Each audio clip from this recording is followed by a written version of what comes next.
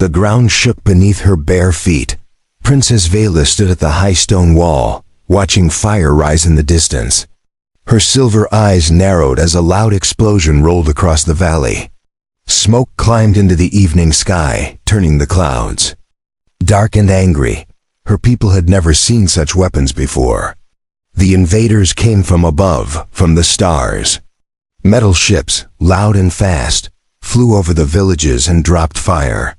The sky had turned red. The screams had started 2 nights ago. The council had said the humans were weak, primitive, no threat to the empire of Villari. But they were wrong.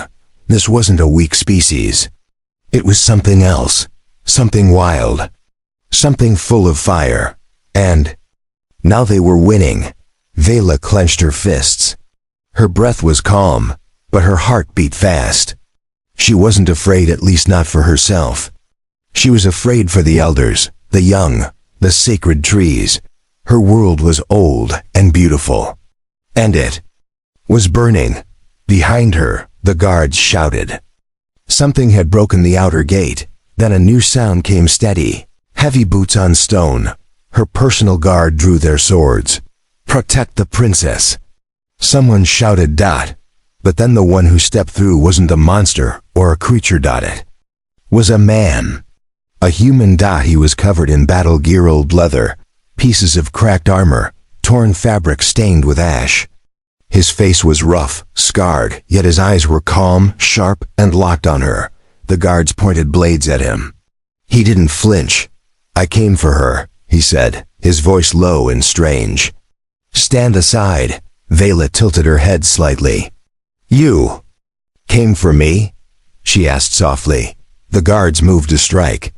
But the human moved faster. In seconds, 3 guards were down, unharmed, but disarmed. His movements were not violent, only perfect. Clean, precise. He could have killed. But he didn't. Vela raised her hand, stopping the remaining guards. Let him speak. The man looked at her for a long moment.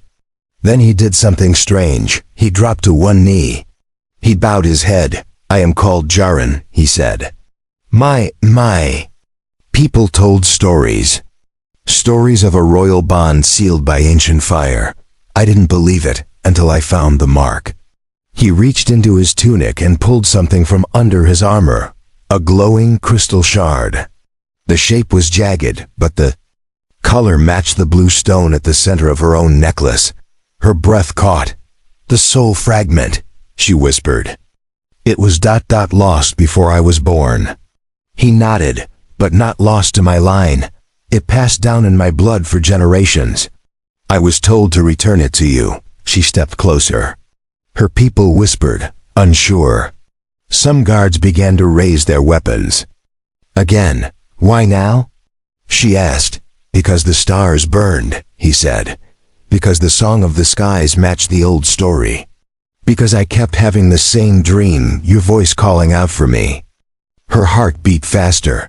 She did not understand it. Could not explain it. But she felt it too. This man, a stranger. A warrior of the enemy. And yet, he felt familiar. More than that, he felt right. The crystal pulsed as she drew near. Her own necklace lit up in reply. When the 2 stones were held close, they hummed with a low, powerful sound that made the guards step back in shock. That's not possible, one of the elders whispered. Only the fated one, only the true soul bond can awaken the second. Light. Jaren looked up, eyes steady. I don't want your throne. I don't want war. I came only for her. Then why do you fight with the invaders? The elder spat. I don't, Jaren answered. I escaped them. They're not my people, not anymore. Vela stared at him. Then who are you? He stood slowly. I'm the last of a hidden bloodline. The humans that left Earth long ago. Chasing a story, chasing you. She didn't move for a long time, but her hand lifted. She touched his face gently, with the back of her fingers. The stone at his chest flared bright, and for a moment, everything was quiet. She stepped back, then turned to her people. This war has changed everything, she said, and so has he. The guards did not lower their weapons. But they did. Not attack. She looked back at Jaren. You carry the mark. You carry the fire. But if what you say is true, then you must prove it. Jaren nodded once. Tell me how. Not with violence, she said. Not with fear. She stepped closer. Her voice a soft whisper now. Win their hearts. Win mine. He met her eyes and smiled. I already started. Asterisk. The air was cold that morning. Smoke still rose from the hills, but the palace stood quiet. Princess Vela walked through the garden paths, her thoughts heavy. Her people watched her closely. Now, some whispered. Others kept their distance. The human Jaren had been given a guest chamber, though many guards still stood outside his door. She had ordered it. Not because she feared him, but because her council demanded it. She didn't sleep much. She had spent hours staring at the soul fragment in her hand, still glowing faintly. Her heart told her the truth, but her mind wanted answers. How could a human hold a piece of her soul? Why had her dreams shown his face before they ever met? And why did her chest feel strange when she remembered his smile? When she entered the council chamber, 12 elders sat in silence. They stood when she entered, but none looked pleased. Elder Man stepped forward. He was tall, sharp-eyed, and had always opposed her father's softer ways. We must remove the human, Man said, before his presence spreads more confusion. Vela held his stare. He carries the soul fragment. Many things can be faked, Man said quickly. He may be a spy. A weapon sent to twist your mind. He saved 3 guards, Vela reminded them. He could have killed them. He didn't. Another elder spoke up. Perhaps we test him, Man turned. Test him? Vela nodded slowly. There is a trial. The path of unity. It's older than the empire. Older than the stars. Number. Outsider has ever walked it. The elders murmured. Man looked angry. That is sacred, not for a human. Vela stepped forward. If he fails, he leaves, but if he passes... we accept the bond. There was silence. Then one by one, the elders agreed. That night, under the moons, Vela led Jaren through the sacred forest path. His steps were silent, but she noticed him watching everything: the leaves, the animals, the strange glowing lights that danced near the trees. You've never seen a place like this? She asked softly. No, he said. But it feels familiar. Like something I've seen in a dream. She looked at him. That's how I felt when I saw you. He didn't answer, but his hand reached out and touched the edge of one of the floating lights. It danced around his fingers. Finally, they reached the trial circle, a ring of ancient stones covered in glowing runes. This is where it begins. Vela said, you must walk the path alone. If your spirit is false, it will reject you. If your heart is full of war, it will show you your truth. Jaren nodded. He stepped into the circle. The lights faded. The trees went still. Vela waited outside, her fingers tight against her chest. Inside the circle, Jaren saw nothing at first, just darkness. Then, images. Fire, swords, his past, his hands breaking things, faces he'd hurt, lives he couldn't save. Every failure, every moment of weakness, thrown before him like judgment. He knelt, breathing hard. A voice echoed around him. Who are you? He looked up. I am Jaren, a warrior, a mistake. A man looking for a home. Silence again, then another. Voice softer, a woman's voice. Why do you seek the bond? He closed his eyes. Because it called to me. Because I saw her in the fire. Because ... I think I belong with her. The light returned. Vela gasped as the stones around the circle began to glow brighter than ever before. A soft wind blew outward, lifting her hair. The soul fragment on her chest pulsed hard. Then from the center, Jaren stepped forward, but he wasn't the same. His armor was gone, his face was clear. And his chest carried a mark, bright and glowing, the same symbol from her family's ancient crest. The circle had marked him. He had passed. Vela's breath caught. The trees whispered around them. "You saw it," Jaren said. She nodded. "The trial accepted you." They stood close now, barely inches apart. "It means I'm not your enemy," he said. "It means," she said softly, "you may be something far more dangerous." He frowned. "What do you mean?" She looked up at him. "You might be my future." The next day, the palace was filled with silence. Not fear but wonder. The news had spread quickly. A human had passed the path of unity. No outsider had ever been accepted by the sacred trial. The forest spirits had marked him. Even the high priest had seen the symbol glowing on his chest. Some nobles doubted it. Others were afraid. But a few whispered something else, something older than law. The prophecy. Vela sat at the edge of the sun garden, her back straight, her eyes thoughtful. Jaren stood nearby, quiet but alert, watching a group of young scholars whisper as they walked past him. None dared come too close. "You should rest," Vela said. "I don't sleep much," he replied. "Not since the war started." She glanced at him. "You said you weren't with them." "I wasn't," he said. "Not at the start." He sat beside her on the marble bench, his voice calm. "I was a soldier once, back on Earth, but after my last battle I left. Too many friends dead. Too many lies. I thought I'd never fight again. And yet, you came here," she said. Nodded. "My ancestors followed a vision. A glowing stone, a blue-eyed woman, and a star-shaped mark. They passed the story down, waiting for the time. Waiting for her." Vela looked at him slowly. "Me?" He didn't answer, but the look in his eyes said enough. They sat in silence for a moment. The wind moved softly through the trees. The blue flowers of the sacred vines shifted gently. "I don't know what this bond means," she said at last. "My people won't accept you easily. The elders already fear you. Some may try to stop this, by any means." "Then let them try," he said, without anger. "I didn't come here to take your crown. I came because I couldn't ignore the pull anymore." Suddenly, footsteps echoed behind them. 2 guards appeared, tense. "Your Highness," one said. "The Temple of Voice was attacked. 3 are wounded. The markings inside were ... damaged." "By who?" Vela stood quickly. "We don't know," the guard said. But a symbol was burned into the wall. The same mark as the one on the human's chest. She turned sharply toward Jaren. His face was calm.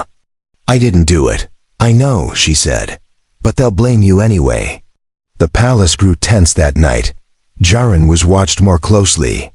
The council demanded answers. Vela defended him, but even her voice was beginning to lose strength among the nobles.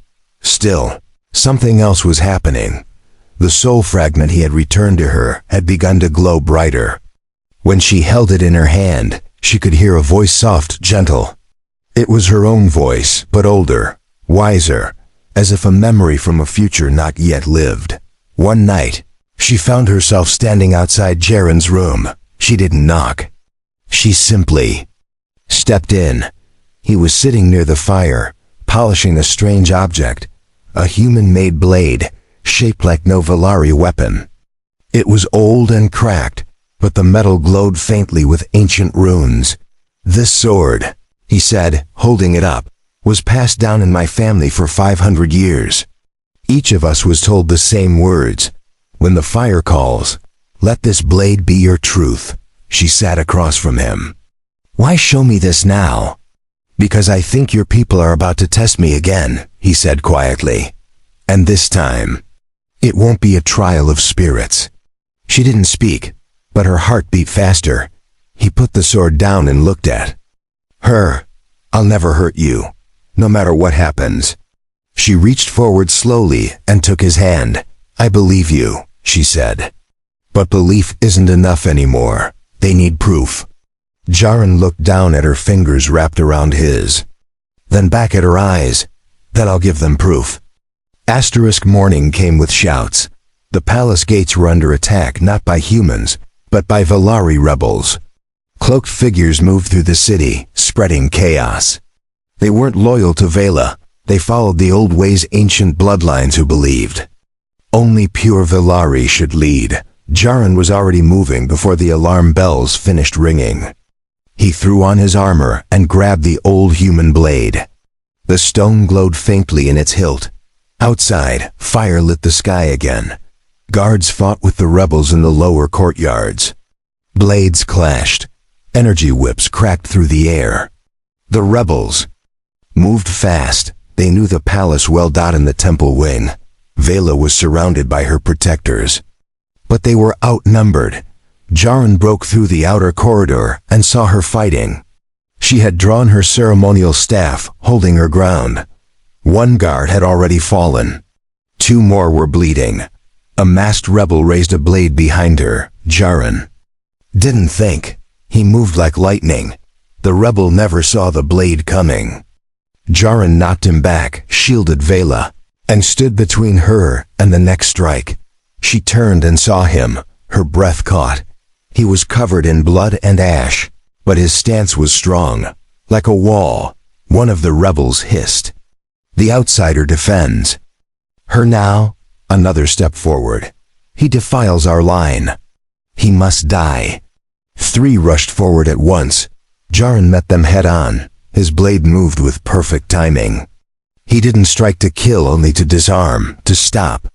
He ducked, rolled, struck back with fists and elbows. Using every skill his old world gave them, they couldn't touch him.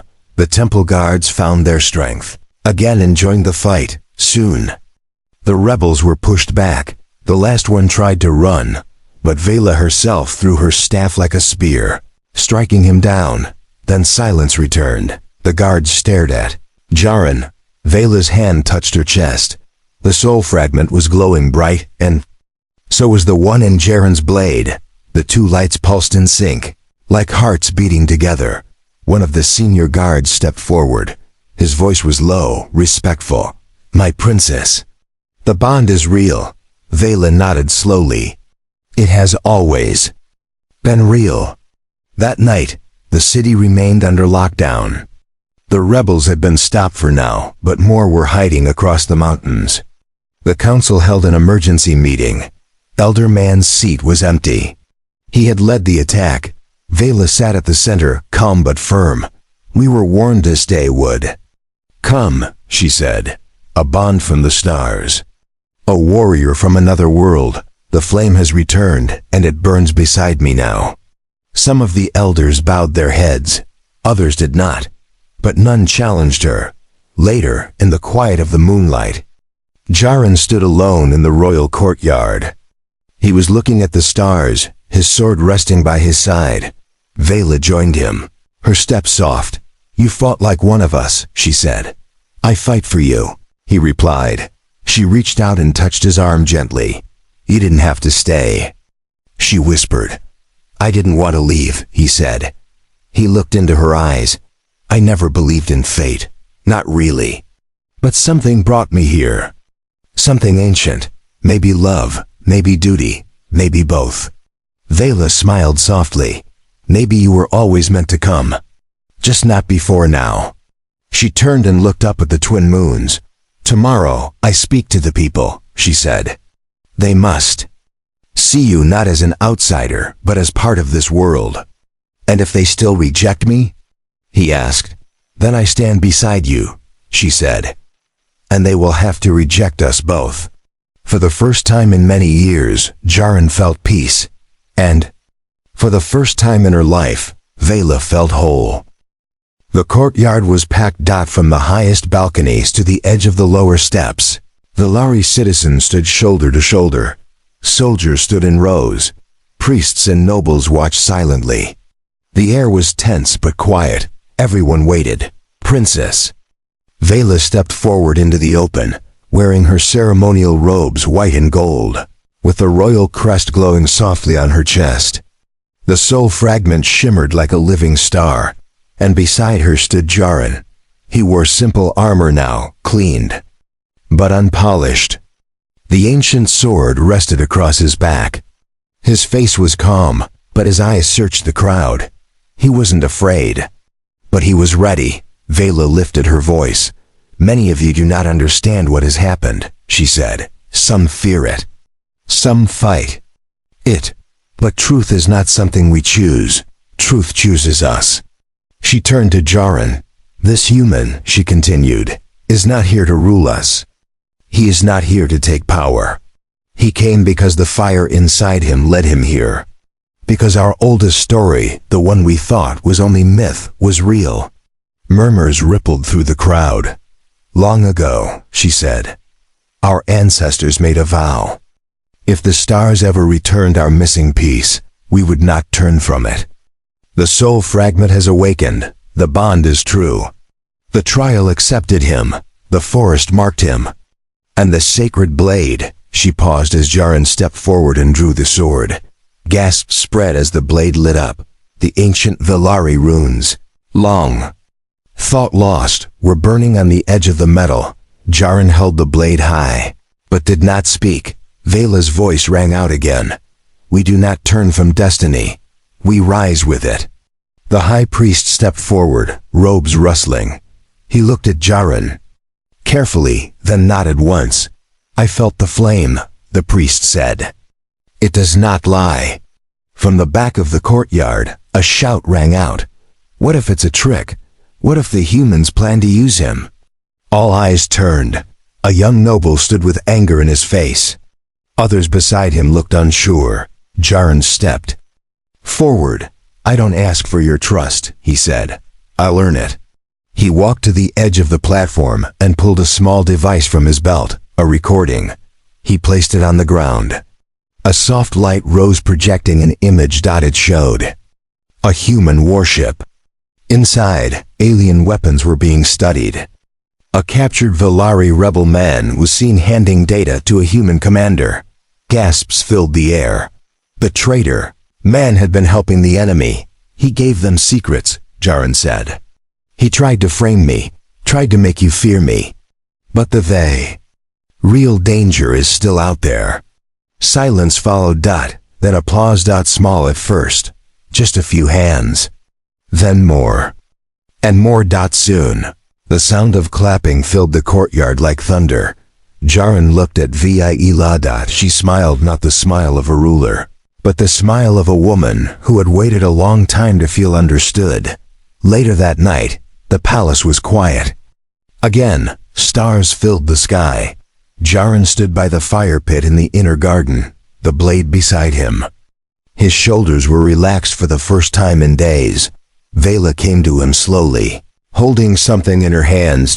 It was a small crown, nothing grand, just silver and black wood shaped in a simple ring. "This was made long ago," she said. "It was meant for the one who would complete the bond." She offered it to him. He didn't take it. Instead, he stepped close, gently closed her hands around it. "You wear it," he said. "I didn't come for a crown. I came for you." She looked at him, eyes glowing in the fire etched to. Then, without words, she placed the crown on his head. "Not for power, but for meaning. I may be your princess," she whispered, "but I'm starting to think you were always meant to be my king." And in that quiet moment, the stars above seemed to burn just a little brighter. A week had passed since the courtyard speech. Jaren had not only survived the trials, he had won the people's trust. Slowly, not all at once. But every day, more Velari began to bow their heads when he passed. Children smiled at him. Young warriors asked to see his blade. Some even asked to train with him. The wound left by the rebels was still there, but it was healing. And the bond between him and Vela was no longer just a mystery, it was real. Seen, accepted. But peace never lasted forever. A message came from the southern range.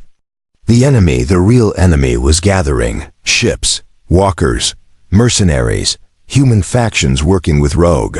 Velari had begun moving toward the capital. Jaren stood in the war room beside Vela and her generals. A map hovered in the air, glowing in red. "They won't stop," the High Commander said. They want the Soul Fragment. They want her. And now. They'll come for you too, Jaren nodded. Then let them.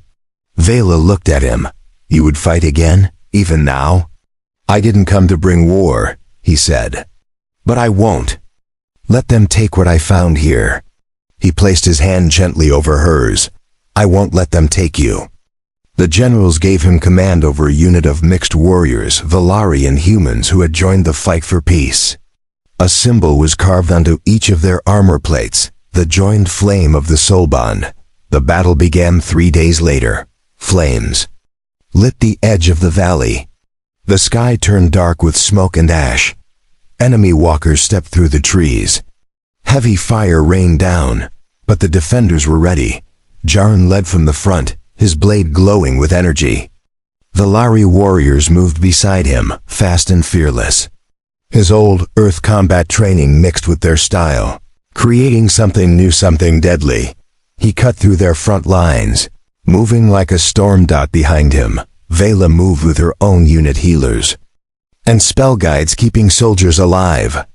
Her staff pulsed with power, and as the soul fragment glowed around her neck, the wounded found strength again. By nightfall, the enemy began to retreat, but the final push came at the center, a massive armored walker charged toward the palace. None could stop it. Its core burned bright with stolen Valari tech, something Mayan had given them before he died. Jaren ran straight at it. The sword in his hands flared. He jumped higher than seemed possible and struck down into the core. The explosion lit the sky. Smoke rose. Everything went quiet. Vela screamed his name, but the wind carried it away. The battlefield stood still. No one moved. Then out of the smoke Jaren stumbled forward, armor cracked, blood down his side. But alive, he dropped to one knee. The blade was broken. Vela ran to him, dropped beside him, and held him close. I thought I lost you, she whispered. You almost did, he coughed, smiling. But I made a promise. The soul fragment between them pulsed, and suddenly, something strange happened. The shards of the broken blade lifted off the ground. They floated, spinning in the air, glowing with the same light as her stone. A new weapon was forming, born from both of them, steel and energy. Flame and memory. When the light faded, the new sword lay across his lap. On the blade was a symbol, the joined crests of Earth and Valari. A true bond, a true heirloom. Jaren looked up at her, his voice low. This world changed me, he said. But I think I was always meant to find it. Vela placed her forehead to his. No, she whispered. You were meant to rule it with me. Cheers rose from the battlefield. The enemy had fallen, the people had won. But more than that, something even older had awakened. A legend had come true, and in the heart of it stood a human warrior and a princess bound by soul, by fire, and by fate.